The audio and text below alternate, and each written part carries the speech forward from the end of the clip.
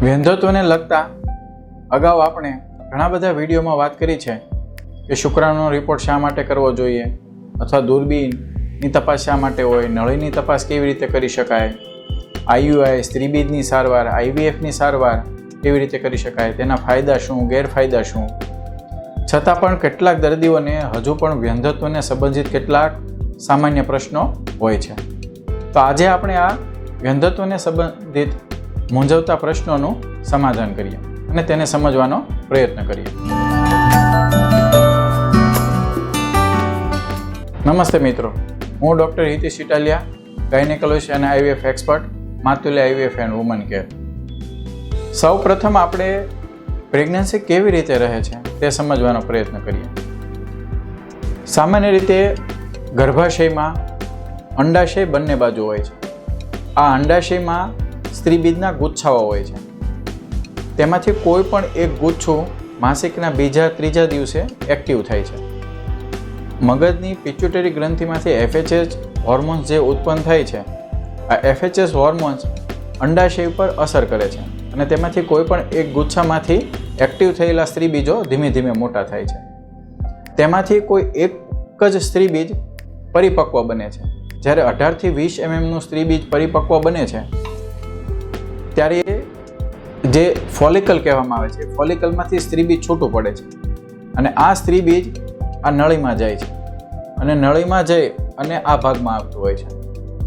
ત્યારબાદ સ્ત્રીબીજ જે છૂટા પડ્યો છે તેના 2 કે 3 દિવસમાં સંબંધ રાખવામાં આવે તો તે દરમિયાન શુક્રાણુ યોનિ માર્ગમાં સંબંધ રાખ્યા પછી જતા હોય છે અને આ શુક્રાણુ ત્યારબાદ ગર્ભાશયમાંથી થઈ અને નળીમાં જાય છે અને સ્ત્રીબીજનું ફલન કરે છે અને એ ગર્ભ બન્યા પછી 5 કે 6 દિવસ પછી આ ગર્ભ પાછો ગર્ભાશયમાં આવે છે અને ત્યારબાદ આ ગર્ભનો વિકાસ ગર્ભાશયમાં થતો હોય છે. તેથી ધ્યાનમાં આવે કે અંડાશય, નળી અને ગર્ભાશય ત્રણેય વસ્તુઓ નોર્મલ હોય તે સ્ત્રી માટે પ્રેગ્નન્સી રાખવા માટે અગત્યની છે. તેવી જ રીતે પુરુષમાં શુક્રાણુની સંખ્યા, તેની ગતિશીલતા તેમજ શારીરિક સંબંધ રાખવો તે નોર્મલ હોવું જોઈએ. તેમાં કોઈ પણ જગ્યાએ ખામી સર્જાય તો વંધ્યત્વ થવાનું કારણ બનતું હોય છે.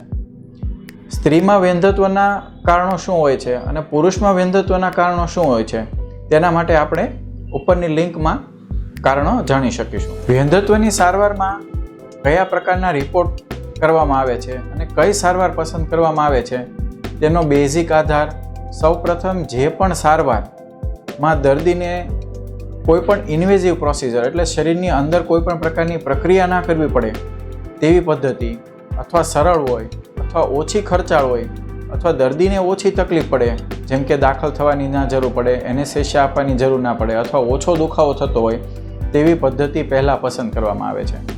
ત્યારબાદ જરૂરિયાત અનુસાર અન્ય પદ્ધતિ જરૂર અનુસાર કરવાની હોય છે. તો સૌપ્રથમ મૂંઝવણનો એક પ્રશ્ન હોય છે કે મારે વંધ્યત્વની સારવાર ક્યારે શરૂ કરવી જોઈએ. સામાન્ય રીતે કોઈ પણ દંપતી 1 વર્ષ સુધી સ્ત્રીબીજ છૂટું પડવાના સમય દરમિયાન કોઈ પણ ગર્ભનિરોધક વસ્તુ વાપર્યા વગર શારીરિક સંબંધ રાખે છે, છતાં પણ તે પ્રેગ્નન્સી નથી રહેતી તેવા કેસોમાં વંધ્યત્વની સારવાર એટલે કે ગાયનેકોલોજીસ્ટ ડૉક્ટરની સલાહ લેવાની જરૂર પડતી હોય છે. જ્યારે પણ દંપતી 1 વર્ષ માટે પ્રયત્ન કરવા છતાં પણ પ્રેગ્નન્સી નથી રહેતી ત્યારે ગાયનેકોલોજીસ્ટની સલાહ લે છે ત્યારે સૌ પ્રથમવાર બહેનનો સોનોગ્રાફી કરવામાં આવે છે, જેને યુએસજી પેલ્વિસ કહેવામાં આવે છે. યુએસજી પેલ્વિસમાં ગર્ભાશય, અંડાશય અથવા તેની આસપાસ કોઈ ઇન્ફેક્શન છે કે નહીં તેની તપાસ થતી હોય છે અને પુરુષના રિપોર્ટમાં સિમેન એનાલિસિસ કરવામાં આવે છે. આ બંને રિપોર્ટ થયા બાદ જો સામાન્ય અથવા માઇનર ખામી જેવી હોય તો સ્ત્રીબીજની સારવાર શરૂ કરવાની હોય છે. સ્ત્રીબીજની સારવારમાં શું શું કરવામાં આવે છે તે આપણે અગાઉના એક વિડીયોમાં જોયું છે, જેની ઉપર લિંક આપવામાં આવેલી છે. ખૂબ ઓછા એવા કારણોમાં જેમાં મેજર ખામી લાગે, જેમ કે સોનોગ્રાફી દરમિયાન એવું લાગે કે ગર્ભાશયની અંદર કોઈ મોટી ગાંઠ છે અથવા ગર્ભાશયના અંદરના ભાગમાં મસો છે કે જેમાં પ્રેગ્નન્સી રહી જ ન શકે તેવા કેસોમાં સીધું ઓપરેશન પણ સમજાવવામાં આવતું હોય છે. કેટલાક કેસોમાં એવું પણ બનતું હોય છે કે બંને અંડાશયમાં સ્ત્રીબીજ સાવ સુકાયેલા હોય, સ્ત્રીબીજ હોય જ નહીં, તો તેવા કેસોમાં ડોનર ઓસાઇટ લઈને આઈવીએફની સારવાર પણ સમજાવવી પડતી હોય છે. કેટલીક વાર સિમેન એનાલિસિસ એટલે કે શુક્રાણુનો રિપોર્ટ કરવામાં આવે તેમાં એકદમ શૂન્ય શુક્રાણુ આવે તો તેમાં પણ સીધી આઈવીએફની ટ્રીટમેન્ટ અથવા આઈયુઆઈની ટ્રીટમેન્ટ સમજાવવામાં આવતી હોય છે. આવી મેજર ખામી ના હોય તેવા કેસોમાં એટલે લગભગ 80% કેસોમાં સ્ત્રીબીજની સારવારથી જ સારવાર શરૂ થતી હોય છે. તો બીજું સ્ટેપ આવે છે સ્ત્રીબીજની સારવારની તપાસ. સ્ત્રીબીજની સારવારની તપાસમાં સ્ત્રીબીજ સારા બને તે માટેની દવા આપવામાં આવતી હોય છે. જ્યારે પણ સ્ત્રીબીજ સારું બને ત્યારે સંબંધ રાખવાનું સમજાવવામાં આવે અને છૂટું ના પડે તો ઇન્જેક્શન આપવામાં આવતું હોય છે. આ સ્ત્રીબીજની સારવાર થઈ. આ સારવાર નોર્મલી 4 કે 5 મહિના કર્યા બાદ પણ પ્રેગ્નન્સી નથી રહેતી તો તેવા દર્દીઓને બહેનોમાં પ્રેગ્નન્સી નહીં રહેવા માટેનું કારણ નળી અથવા ગર્ભાશય પણ હોય. તો નળી અથવા ગર્ભાશયની અંદરની તપાસ કરવા માટે ત્રીજા પગલાં તરીકે ત્રીજા સ્ટેપમાં HSG અથવા લેપ્રોસ્કોપી હિસ્ટ્રોસ્કોપીની સલાહ આપવામાં આવતી હોય છે. ક્યારે HSG કરી શકાય, ક્યારે લેપ્રોસ્કોપી કરવી જોઈએ અથવા હિસ્ટ્રોસ્કોપી કરવી જોઈએ તેનું ઉપર આપેલી લિંક દ્વારા આપ જાણી શકો. તો આ એક્સરે અથવા દૂરબીનની તપાસ બાદ વ્યંધત્વનું શું કારણ છે તે ચોક્કસ કારણ મળી જતું હોય છે. છતાં પણ 25% એવા દર્દીઓ હોય છે કે જેમાં વ્યંધત્વનું ચોક્કસ કારણ નથી મળતું. તેમને અનએક્સપ્લેન ઇન્ફર્ટિલિટી કહેવામાં આવે છે, જેમાં ગર્ભાશય, અંડાશય, નળી, શુક્રાણુ બધા જ રિપોર્ટ નોર્મલ આવતા હોય છે, છતાં પણ દંપતીને પ્રેગ્નન્સી નથી રહેતી હોતી. આ અનએક્સપ્લેન ઇન્ફર્ટિલિટીમાં સામાન્ય રીતે ચોક્કસ કોઈ રિપોર્ટનું નિદાન પરથી નિદાન નથી થતું અથવા કારણ નથી મળતું, પરંતુ તેમાં ફલનની ખામી સૌથી કારણભૂત હોય છે. આ ફલનની ખામીમાં આઈયુઆઈ અથવા આઈવીએફ જેવી સારવાર ચોક્કસ સારા પરિણામ આપતા હોય છે. છતાં પણ જેમની ઉંમર નાની છે અથવા લગ્ન જીવનનો ખૂબ ટૂંકો ગાળો છે, 1 કે 2 વર્ષમાં જ વ્યંધત્વની સારવાર શરૂ કરેલી છે, સ્ત્રીબીજ પણ સારા છે, તેવા દર્દીઓએ 12 મહિના સુધી પણ સ્ત્રીબીજની દવા લઈને પ્રેગ્નન્સી માટે પ્રયત્ન કરવો જોઈએ. તેમાં પણ સફળતા ના મળે ત્યારે જ આઈયુઆઈ જેવી સારવાર કરવી જોઈએ. ત્યારબાદ એક્સરે અથવા દૂરબીનની તપાસમાં કોઈ પણ ખામી લાગે તો તે ખામીની સર્જરી પણ કરવાની સલાહ આપવામાં આવતી હોય છે. જેમ કે નળી બ્લોક હોય તો નળી ખોલવાનું, ગર્ભાશયની અંદર દિવાલ ચોટેલી હોય, મસો હોય, પડદો હોય તો તેમની સર્જરી કરવાની સલાહ આપવામાં આવતી હોય છે. ચોકલેટ સિસ્ટ હોય તો તેમની પણ સર્જરી કરવાની સલાહ આપવામાં આવતી હોય છે. આ સર્જરી થયા બાદ અથવા કોઈ પણ કારણ નથી મળતું, અનએક્સપ્લેન ઇન્ફર્ટિલિટી છે, દર્દીને ખૂબ લાંબા સમય પછી પ્રેગ્નન્સી નથી રહેતી, બહેનની ઉંમર પણ વધારે છે, સ્ત્રીબીજ ઓછી થવાની શક્યતા છે, જેમાં સારવાર ઝડપી કરવાની જરૂર છે અથવા દર્દી ઝડપી સારવાર ઈચ્છે છે, તેવા દર્દીઓને આઈયુઆઈની સલાહ આપવામાં આવતી હોય છે. કેટલીક વાર દર્દી આઈયુઆઈનું કેટલું પરિણામ મળશે તેનાથી પૂરા માહિતીગાર હોતા નથી. તેના કારણે એક જ વાર સાયકલ કર્યા પછી અને તે ફેલ જાય તો નિરાશ થઈ જતા હોય છે અને એવું વિચાર બેસતા હોય છે કે આઈયુઆઈથી પ્રેગ્નન્સી નહીં રહે, અને આવા દર્દીઓ ઉતાવળ કરીને આઈવીએફની સારવાર માટે તૈયાર થતા હોય છે. આવા દર્દીઓએ ખાસ સાવધાની રાખવા જેવી અને સમજવા જેવી બાબત એ છે કે કોઈ પણ આઈયુઆઈ 15 થી 20% વધારે પરિણામ ના આપી શકે. એટલે કે એક આઈયુઆઈ સાયકલ કરવામાં આવે તો 100 દંપતીમાંથી 15 કે 20 દંપતી પ્રેગ્નન્સી રહી શકે. તેથી આઈયુઆઈ એક સાયકલ ફેલ થયા બાદ નિરાશ નહીં થતા 2 થી 3 સાયકલ આઈયુઆઈ કરવા જોઈએ.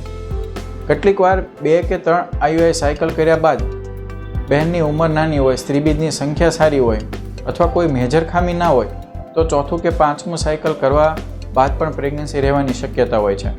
તો જે પણ આવા પ્રકારના દર્દી હોય છે એમને પણ ઉતાવળે આઈવીએફની સારવાર નહીં કરવાતા ધીરજ રાખી અને 4થા અથવા 5મા સાયકલ આઈયુઆઈ માટે પણ તૈયાર રહેવું જોઈએ. કેટલાક દર્દીઓને 2 કે 3 આઈયુઆઈ કર્યા બાદ પણ પ્રેગ્નન્સી નથી રહેતી, અને તેવા દર્દીઓમાં કેટલાક દર્દીઓની ઉંમર ખૂબ વધારે હોય છે, સ્ત્રીબીજની સંખ્યા પણ ખૂબ ઓછી હોય છે.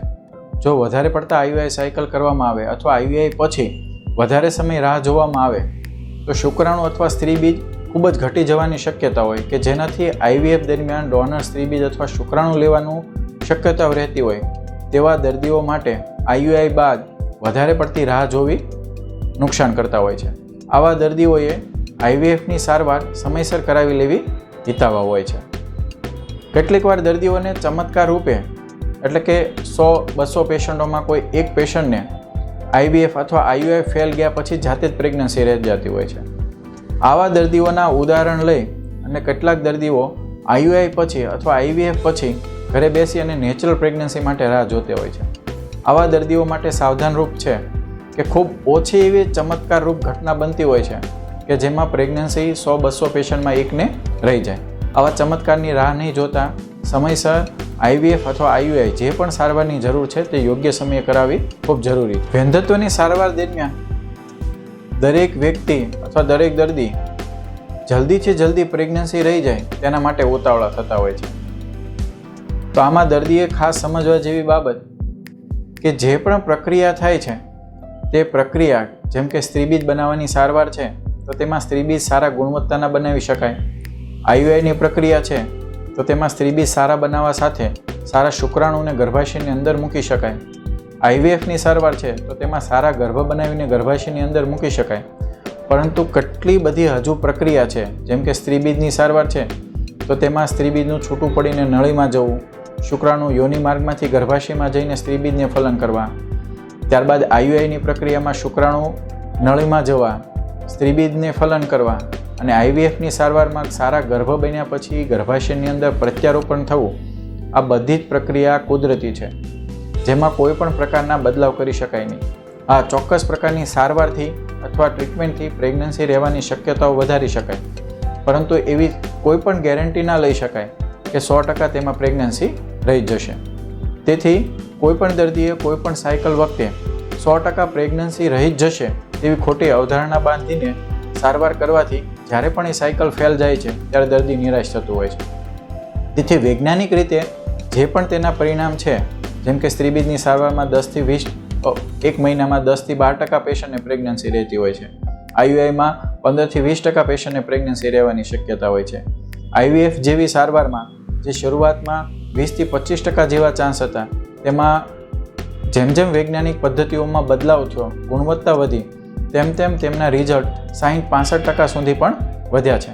છતાં પણ કોઈ પણ એવી વૈજ્ઞાનિક પદ્ધતિ નથી કે એક જ મહિનામાં 100% પરિણામ આપી શકે.